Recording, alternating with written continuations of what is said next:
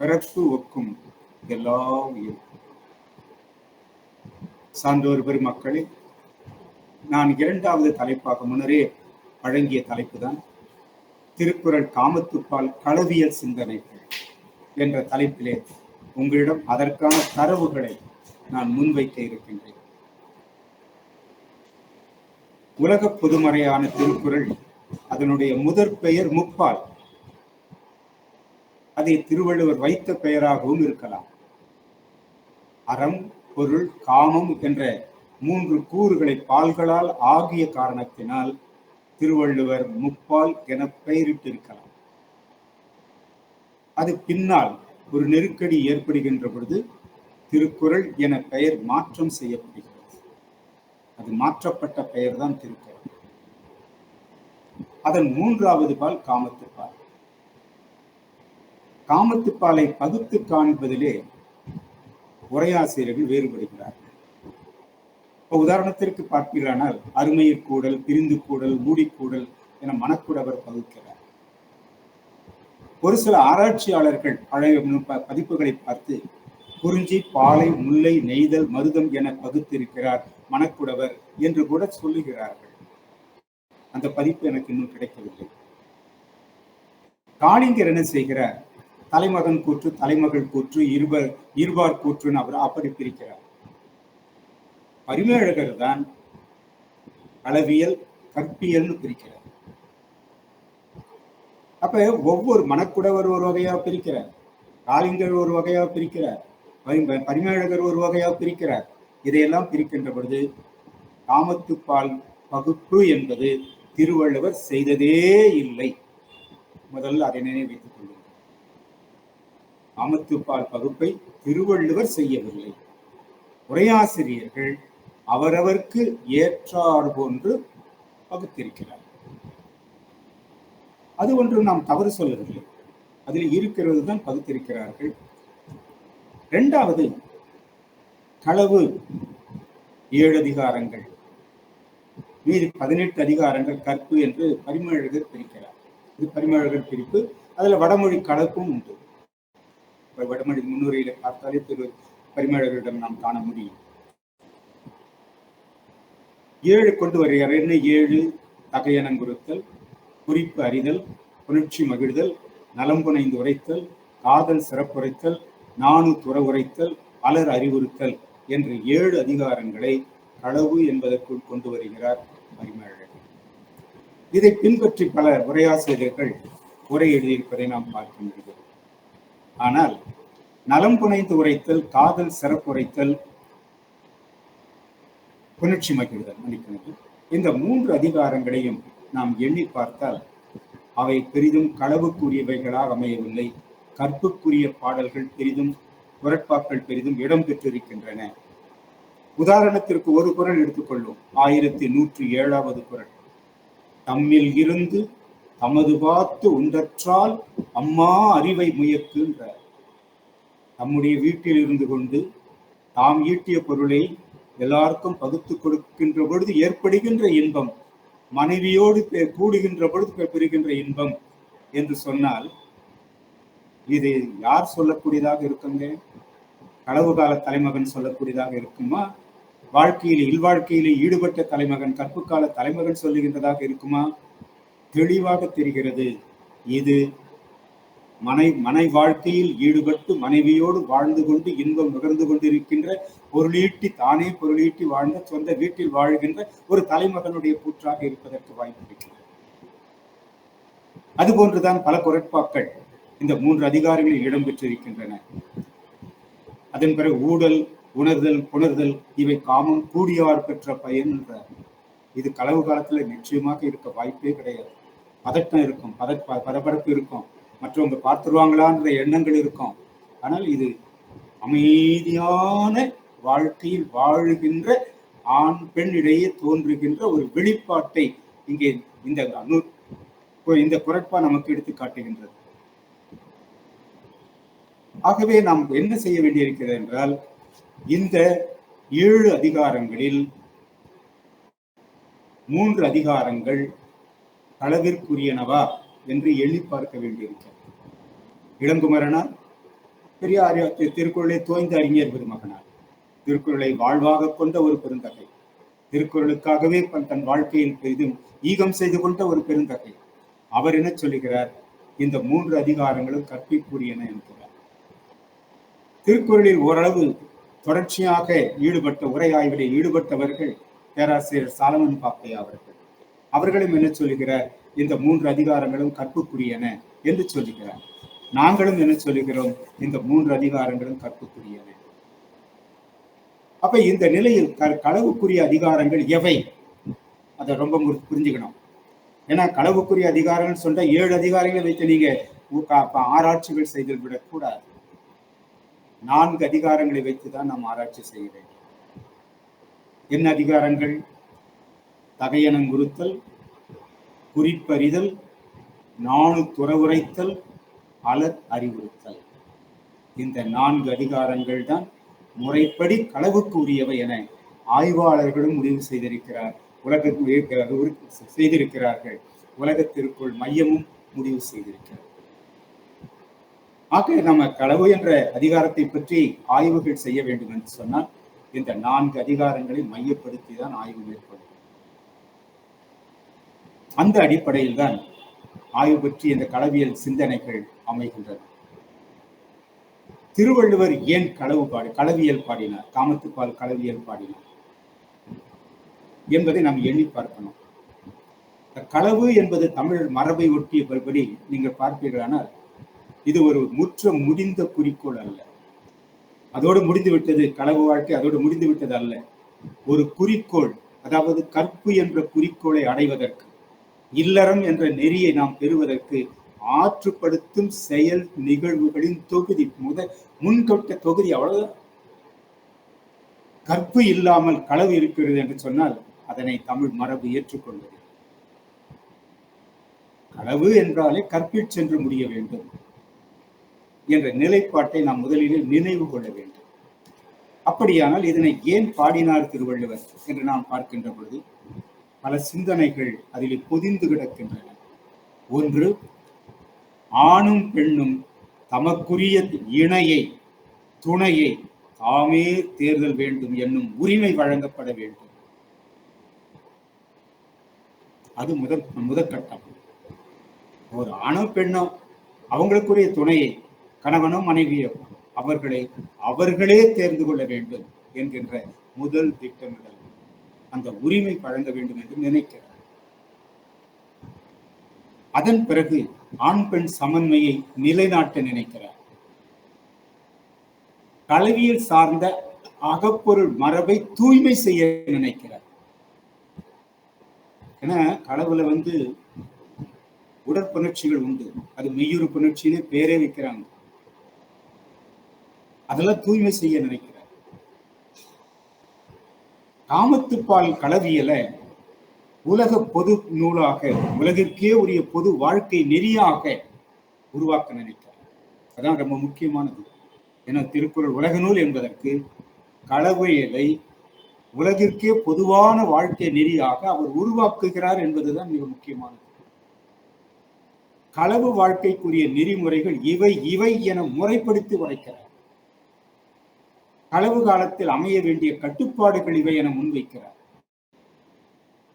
இந்த காரணங்களை எல்லாம் உளப்படுத்தி பார்த்துதான் திருவள்ளுவர் பெருந்தகை இந்த காமத்துப்பாலை படைக்கிறார்.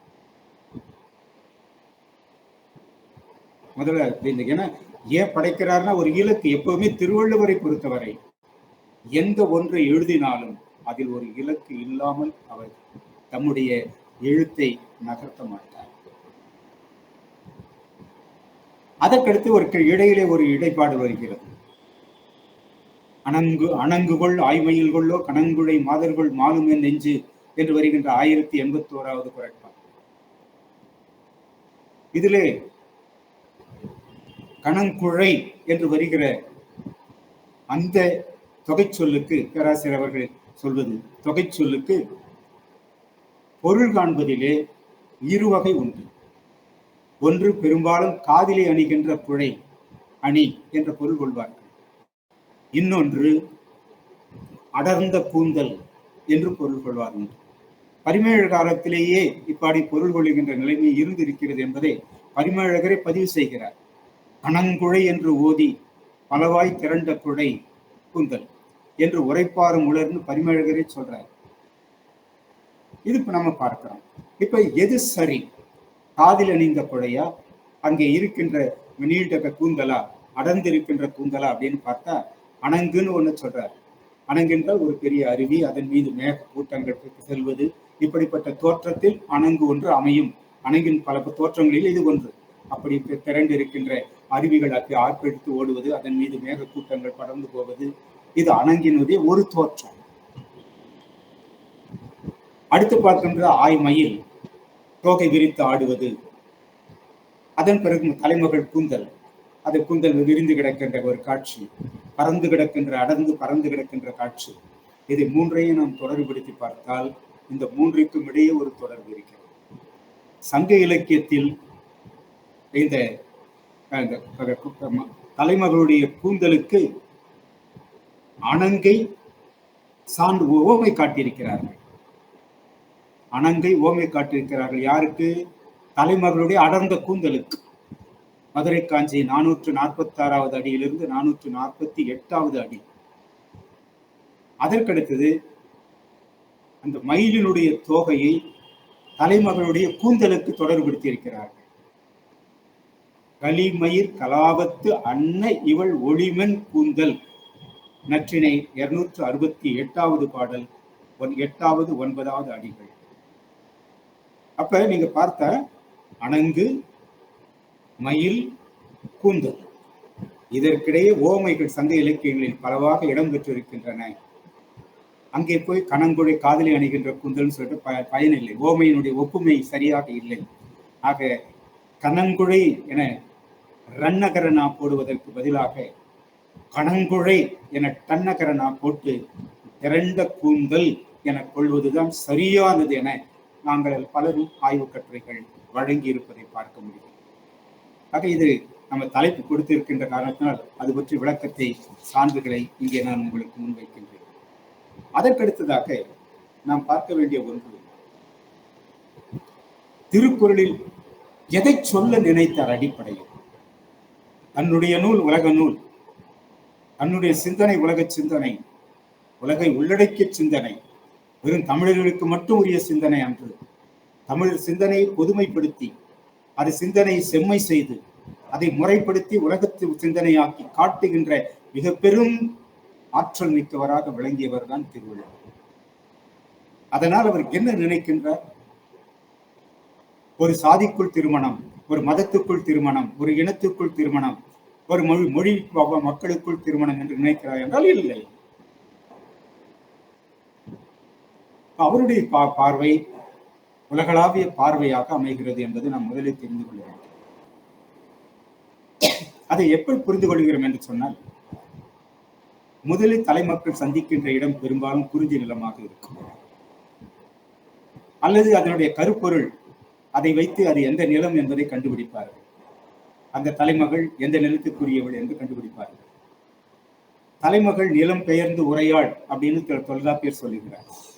அப்ப அந்த தலைமகள் குறிஞ்சி நிலம்னா குறிஞ்சி நிலத்துக்குரியவளாகத்தான் இருப்பாள். அந்த கருப்பொருளை வைத்து அவள் எந்த நிலத்துக்குரியவள் கண்டுபிடிக்கலாம்.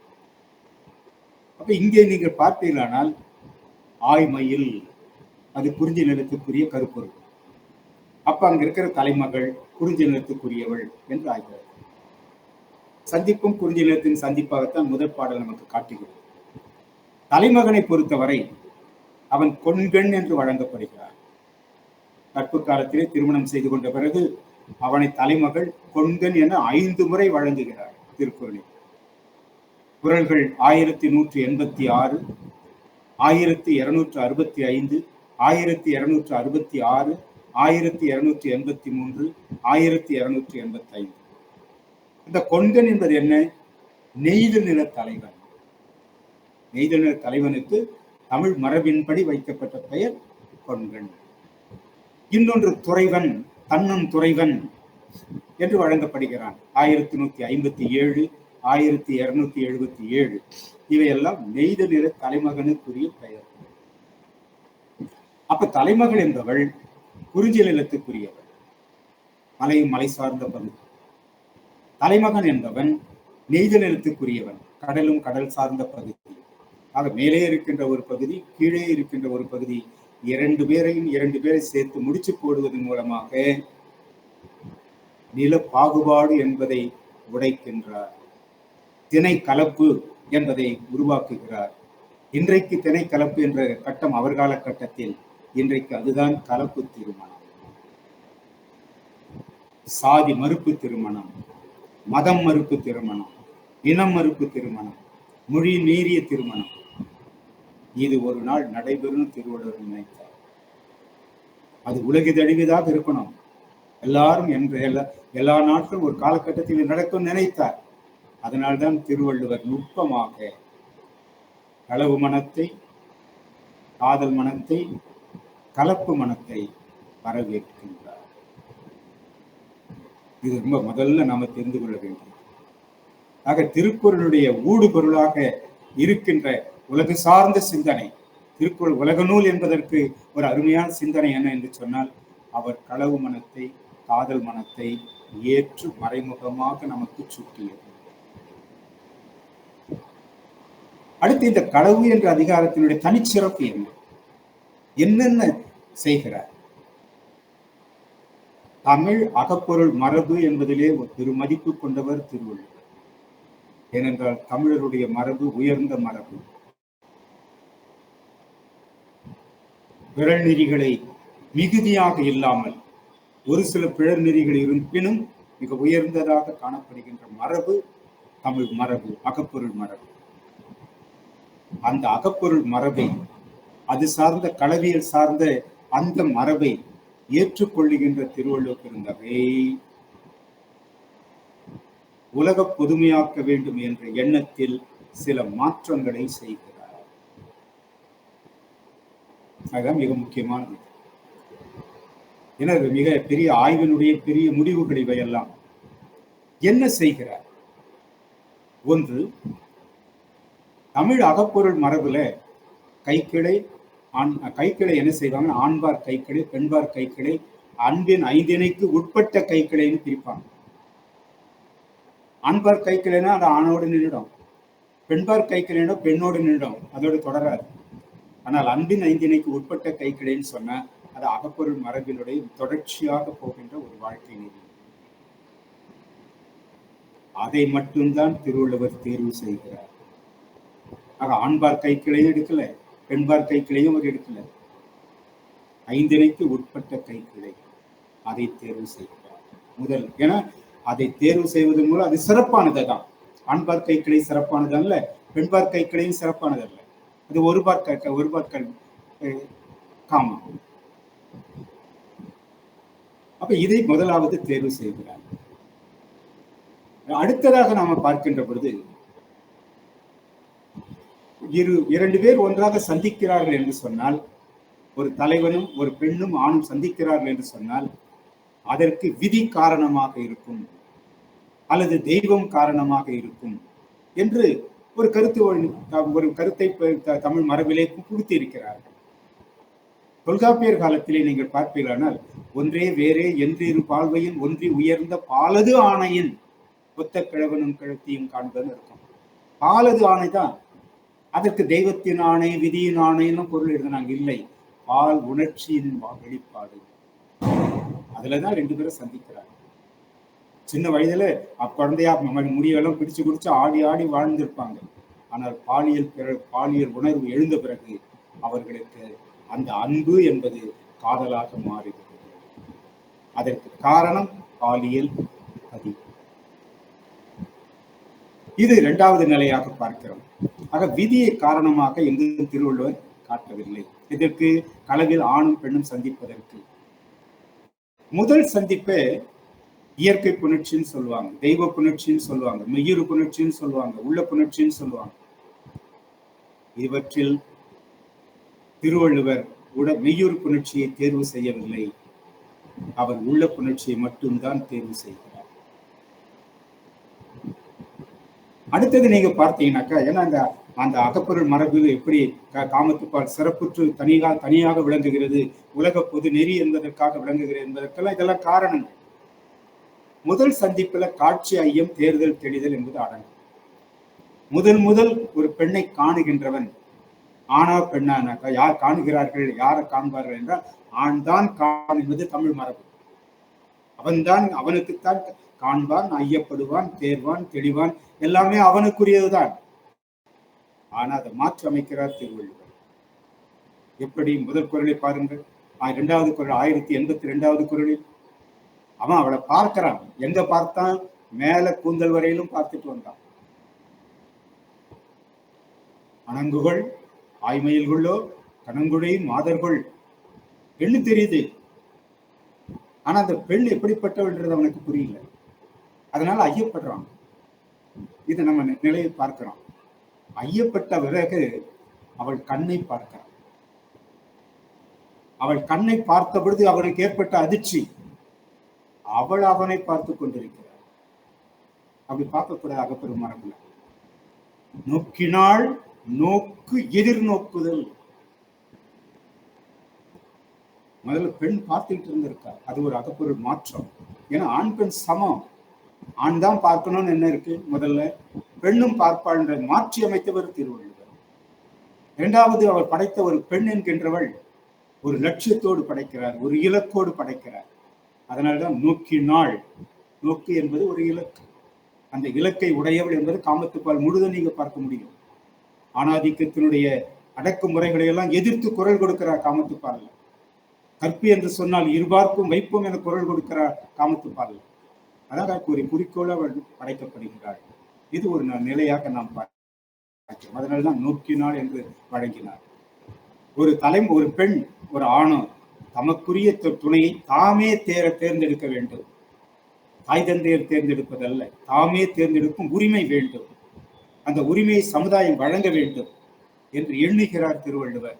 அதனால்தான் காமத்துப்பாலில் 2 பேரையும் தாமே சந்தித்து தாமே தம் முடிவுக்கு வருகிறார்கள், காதலர்கள் ஆகிறார்கள். பின்னால் அவர்கள் கணவன் மனைவி ஆகிறார்கள். ஆக அடுத்தது பார்ப்பது ஜாதி மதம் எனும் மொழி நாடு கடந்த ஒரு எல்லை கொண்டு வர நினைக்கின்ற திருவள்ளுவர் இதில் காதல் மனம் கலப்பு மனத்தை உள்ளடக்கமாக்கிக் கொள்கிறார்.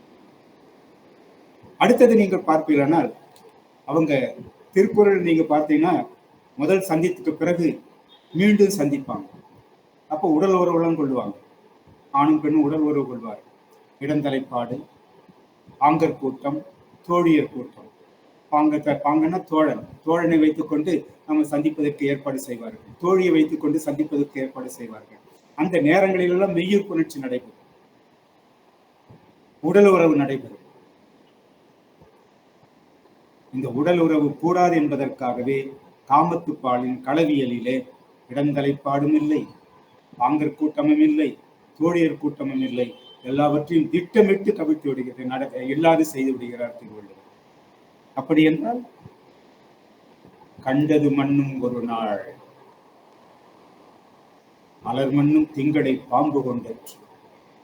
நாங்க ஒரு நாள் தான் சந்தித்தோம், அதுக்கு பிறகு சந்திக்கல. ஆனால் எங்கள் சந்திப்பு திங்களை பாம்பு கொண்டது போல எல்லாரும் அறியுமாறாயிற்று. அதில் பல உண்மைகள் இருக்கு. இவங்க ஒழிவு மறைவா சந்திக்கல. சங்க பாடல்களை நீங்க பார்த்தீங்கன்னா இரவுல வந்து சந்திப்பாங்க, வீட்டுக்கு பின்னால சந்திப்பாங்க, மறைமுகமா யாரும் இல்லாத நேரத்துல சந்திப்பாங்க. ஆனா இங்க அப்படி இல்லை. திங்களை பாம்பு கொண்டற்று, எல்லாரும் காணும்படி ஆயிற்று. கண்டது மண்ணும் ஒரு நாள் அலர் மண்ணும் திங்களை பாம்பு கொண்டற்று. எல்லாரும் அலர் பேசுகின்ற நிலை உருவாகிவிட்டதே, எல்லாரும் அறியுமாறு ஆகிவிட்டதே என்று சொல்லுகிறார். அப்ப என்ன சொல்லப்படுகிறது? களவின் நிலையிலே பலரும் காணுகின்ற இடத்தில்தான் காதலர்கள் சந்திப்பு நிகழ வேண்டும். மறைமுகமான பொருள் அன்று மக்கள் அதை அறிய வேண்டும். என்றாவது காதலர் சந்திப்பு நிகழ்கிறது என்றால் அவர்கள் அறியுமாறுதான் இருக்கும். அவர்கள் அறிய வேண்டும். ஏன்னா நாளைக்கு இதே தவறு நடந்துவிடக் கூடாது சமுதாயத்தில் என்பதற்காக அவர்கள் அறிய வேண்டும் என்ற கருத்தாக்கத்தை உள்ளே கொண்டு வருகிறார். சமுதாய விழிப்புணர்வு. அதற்கடுத்து அலர் தூற்றுகிறார்கள். அலர் தூற்றவில்லை, சங்க இலக்கியத்தில் அலர் தூற்றுவார்கள். ஆனால் நீங்கள் திருக்குறளை பார்த்தால் அலர் பேசுகிறார்கள். சங்கீதத்தில் அலர் வருகிறது, அம்பல் வருகிறது, கவ்வை வருகிறதுன்னு சொன்னா தலைமகள் அலறுவா. ஐயோ தலைமகள் அலறுவாளேன்னு தலைமகன் அலறுவான். ஆனால் இங்கே வரவேற்கிறார்கள். உராதோ ஊரறிந்த கவ்வை நாம் வேண்டும் மன்னிக்கணும், கண்டது மண்ணும் ஒரு நாள் என்பது 1146வது குறள். அலரை விரும்புகிறார்கள், கவ்வையை விரும்புகிறார்கள் என்பது உராதோ ஊரறிந்த கவ்வை 1143வது குறள். யாம் வேண்டும் கவ்வை எடுக்கும் இவ்வூர். நாங்க விரும்புற கவ்வை. நாங்கள் அஞ்சுமாறு சொல்லல.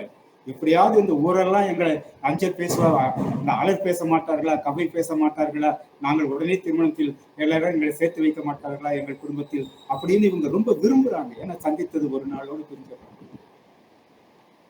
இதெல்லாம் எதற்காகங்க? சமுதாய விழிப்புணர்வு வேண்டும்ன்றாரு. எதற்காக? அலர் பேச வேண்டும் என்கிறாரு. எதற்காக?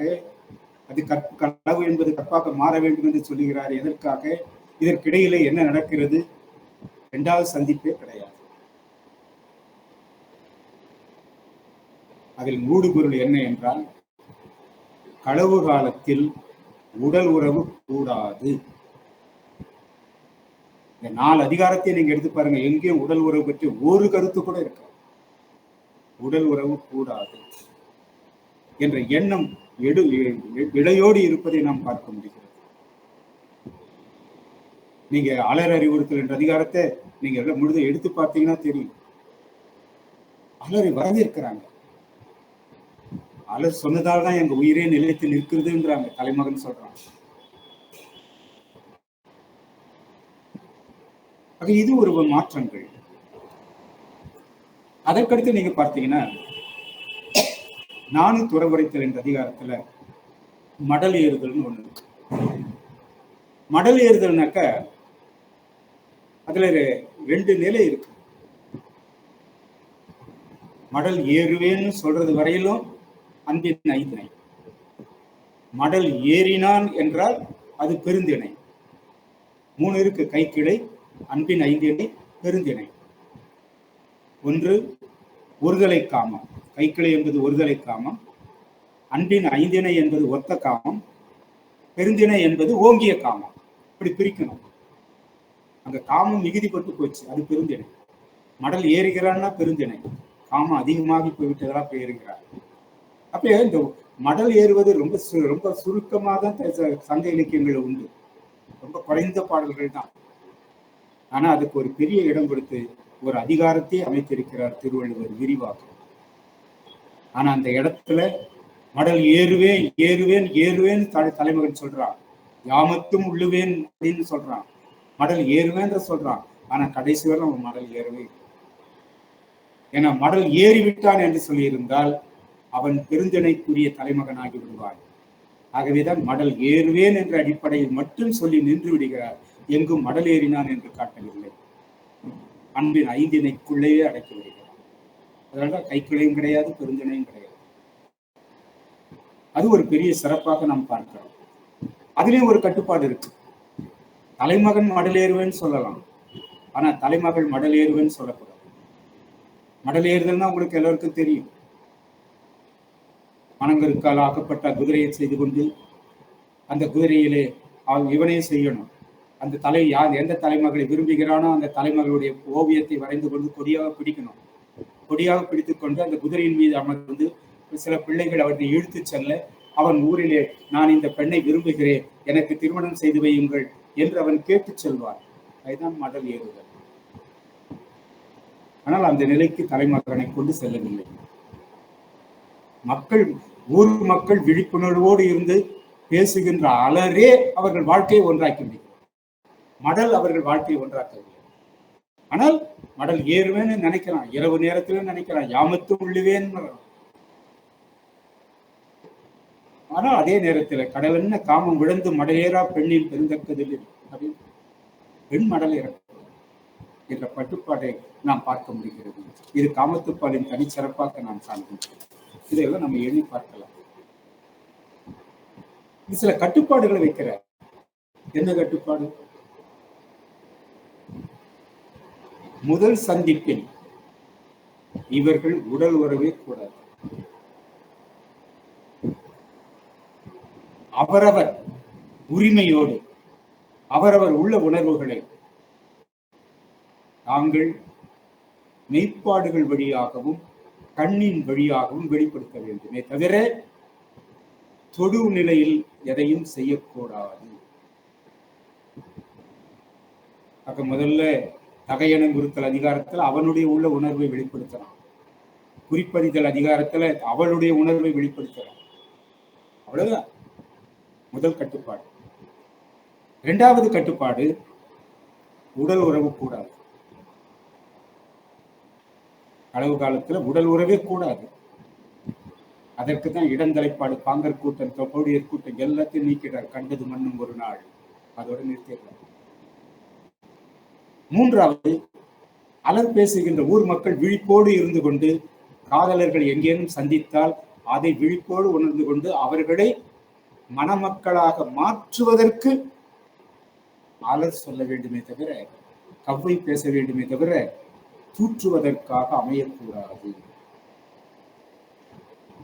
இதெல்லாம் பெரிய சங்க இலக்கியத்தில் மீறிய கட்டுப்பாடுகள் இதெல்லாம். ஆனா சங்க இலக்கியத்துல பெண் மணல் ஏறக்கூடாதுன்னு இருக்கு.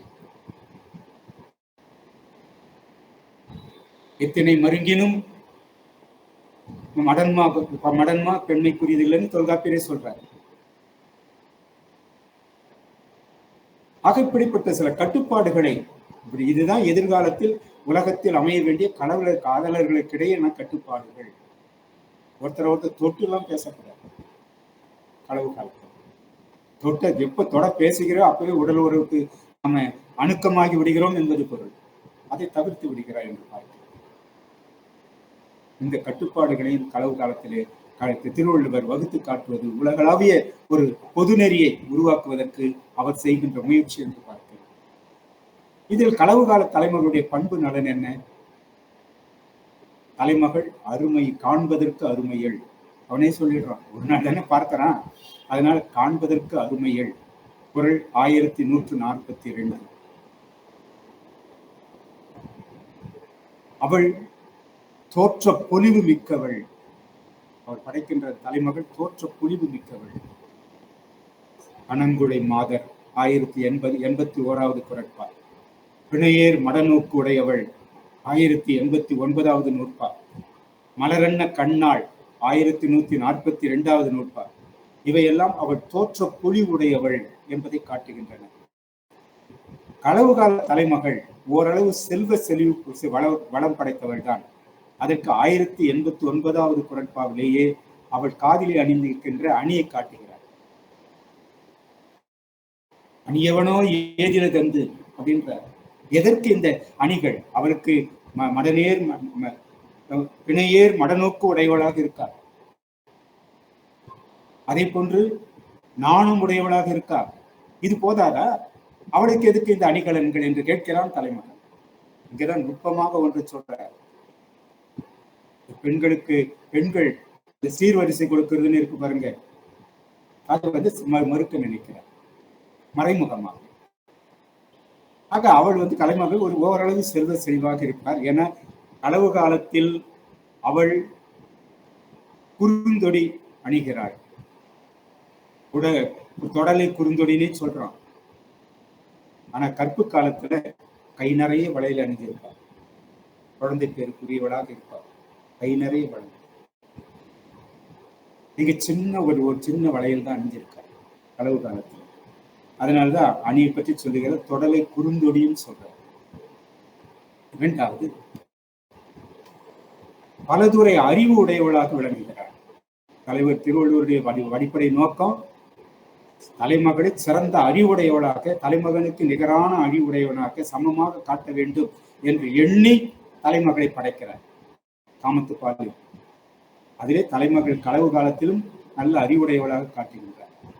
திங்களை பாம்பு கொண்டற்று என்ற புராண அறிவு அவளுக்கு இருக்கு.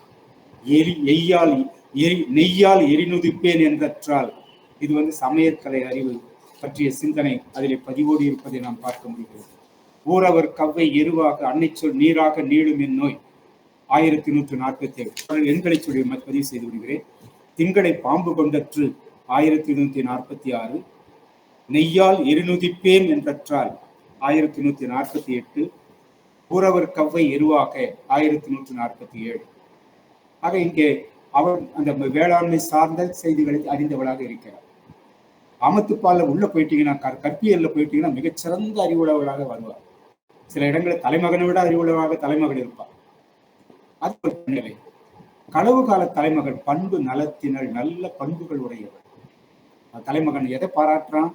நகைகளை பாராட்டல. வினையேர் மடநோக்கும் நானும் உடையாள். குறள் 1089, 1809.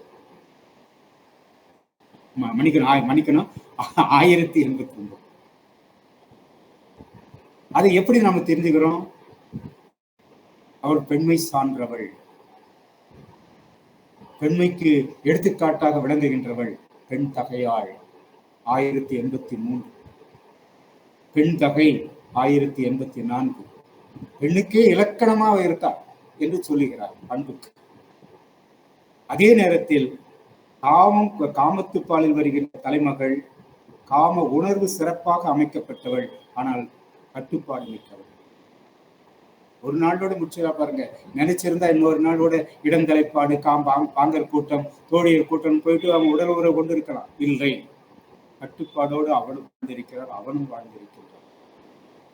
தலைமகள் துணிவு மிக்கவள். முதல்ல ஆண் பார்க்கணும் பெண்ணை, காமத்து களவில அப்படின்ற மீறி இவ பார்க்கிற முதல்ல துணிவு அவளுக்கு இருந்திருக்கிறது. நோக்கினாள் நோக்கியதில் நோக்குதல்னு சொல்ற 1082வது பாடல். காமம் மடலேற அவ துணி இல்லை. கடல் என்ன காமம் விழுந்து மடலேறா பெண்ணின் பெருந்தக்கதில். மடல் ஏறல. ஊரவர் கவ்வை அலர் பேசுகிறார்கள், அந்த கவ்வை பேசுகிறார்கள். அதையெல்லாம் கண்டு அவள் அஞ்சப்படவே இல்லை. அஞ்சாம நெஞ்சுறுதி கொண்டவள். எனக்கு வராதா, ஊர் நிறைய பேசுங்களேன், எல்லாரும் பேசுங்களேன், எல்லாரும் எங்களை சீக்கிரம் சேர்த்து வையுங்களேன் அப்படின்னு அவள் நினைக்கிறாள். அந்த துணிச்சல் படுத்தவள் தான் தலைமகள். ஆக களவு கால தலைமகள் காமம் சார்ந்தவள், ஆனால் கட்டுப்பாடு மிக்கவள். இதெல்லாம் தலைமகளுடைய பண்பு நகல். தலைமகனுடைய பண்பு நகலன்கள் யாருன்னாக்கா, பகைவரும் அஞ்சத்தக்க போர் வீரன், நன்னாரும் ஒட்கும் என் பீடுன்னு, ஒன்னுதற்கோ உடைந்ததே நன்னாரும் ஒட்கும் என் பீடு. பகைவர்கள் கண்டால் அஞ்சுகின்றதல்ல, கேட்டாலே அஞ்சுவாங்க. அப்படிப்பட்ட வீரம் படைத்தவன் தலைமகன். ஆனால் கட்டுப்பாடு வைத்தது, எதையும் மீறி அவன் போகவில்லை. காதலியின் குணத்தை மதித்தான். பிணையேர் மடநோக்கும் நானும் சொன்னார் பாருங்க. அந்த முதல் குறள் எண் சொல்லி விடுகிறேன். முதற் குறள் எண் எண் போடல. காதலியின் குணத்தை மதிக்கிறான். பிணையேர் மடநோக்கும் என்பது 1089. நல்ல ஒட்டு நோக்கு பார்வை உடையவன். ஒட்டிட்டு பார்க்கிறான். அதில் நீங்க தகையணங்குறுத்தல் என்ற அதிகாரத்துல பார்த்தீங்கன்னா அவனுடைய பார்வையெல்லாம் போர்க்களத்து பார்வையாகவே இருக்கும். நோக்கினாள் நோக்கியதிர் நோக்குதல் தாக்கணங்கு தானே கொண்டு அன்னத்து உடைத்துனான். ஒன்னுதற்கோ உடைந்ததை நாட்டினுள் நன்னாரும் உட்கும் என் பேடுன்றான். இப்படி போர்க்களத்து சிந்தனைகளோடவே தகையணங்குறுத்தலிலே தலைமகனுடைய அந்த ஒப்புமைகள் ஒத்து வருவதை நாம் பார்க்க முடிகிறது. குறிப்பறியும் திறன் மிக்கவன். குறிப்பறிதல் என்ற அதிகாரத்தில் பார்த்தா தலைமகள் கண் வழியாக சொல்வது, மெய்ப்பாட்டு வழியாக சொல்வது, வாய் வழியாக அதிகமாக சொல்லல. பேசாம கண் வழியாகவே எல்லாத்தையும் கண்ணினை நோக்கோக்கேன் வாய்ச்சொற்கள் என்ன பயனும் இல்லை என்று சொல்ல நிலைக்கு பார்க்கிறோம். அலரை வரவேற்கின்றான். காமம் வெளிப்படும் தோறும் இனிதுன்றான் 1145வது குறள். குறிப்பறிதல் திறன் மிக்கவன். குறிப்பறிதல் அதிகாரம் சார்ந்தவன். நாணமும் நல்லாண்மையும் உடையவன். நானோடு நல்லாண்மை பண்டுடையேன் இன்றுடையேன் காமுற்றார் ஏறும் மடல் என்றான் 1133வது குறள். மடல் ஏற நினைப்பவன், ஆனால் மடல் ஏறவில்லை. கல்லினும் காமம் இனிது என்று சொல்லுகின்ற கல்லை விட காமம் தான் உயர்ந்தது என்று பாராட்டக்கூடிய ஆற்றல் பெற்றது. காமப்பார்வை அளவினதாக உடையவன். நல்லா புரிஞ்சுக்கணும். காம பார்வை அளவுக்கு மீறி அவனிடம் இது வெளிப்படல.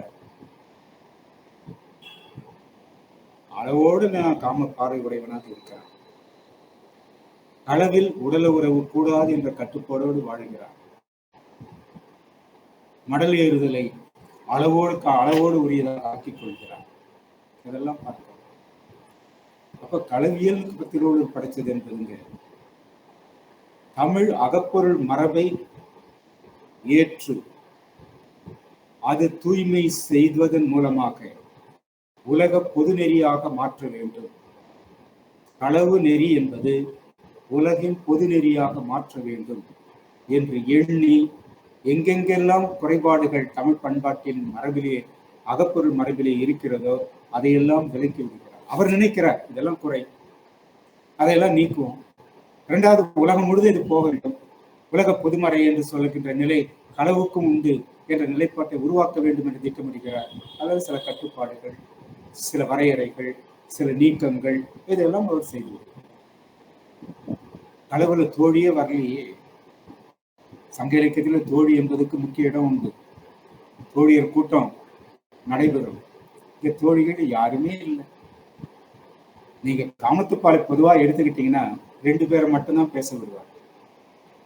2 பேர் தான் நாடக நடிகர்கள். ஒரே ஒரு 2 பாடல்கள்ல தோழி வருவா, அவ்வளவுதான். அவ பேச மாட்டார். தலைமகள் பேசுறத கேட்பா, அவ்வளவு.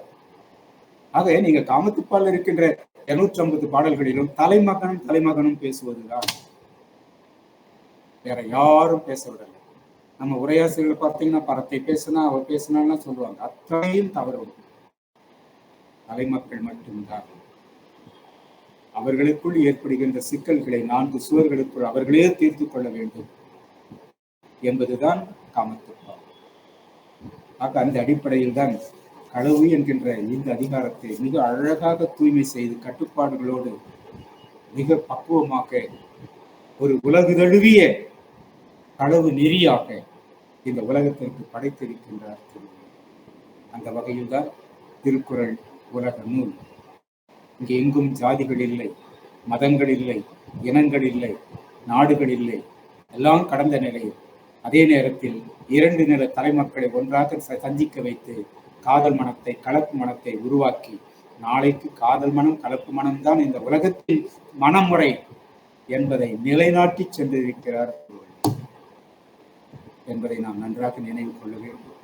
ஆக இந்த அளவில் வாய்ப்பு கிடைத்ததற்கு நன்றி பாராட்டி அமைகிறேன். நன்றி, வணக்கம்.